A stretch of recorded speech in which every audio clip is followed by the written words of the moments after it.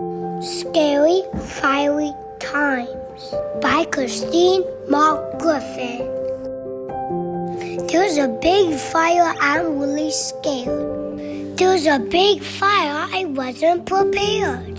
Some people are losing the places they loved. Big dark smoke. Feel the sky above. I'm feeling a lot of big feelings inside. I'm sad. I'm mad. I just want to cry. My body is feeling a whole lot of heat. It trembles and shakes. And it's super hard to sleep. I'm not sure what to do.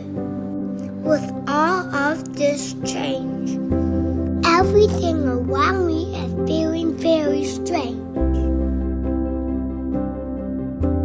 But then I remember, even when things feel wrong, there are people around you, helping all along.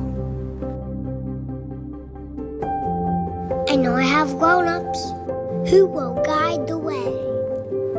I know that with love, I'll get through the day.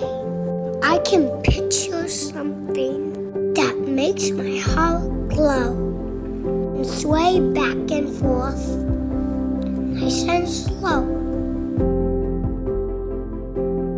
Follow me and sway side to side a couple of times until things feel all right.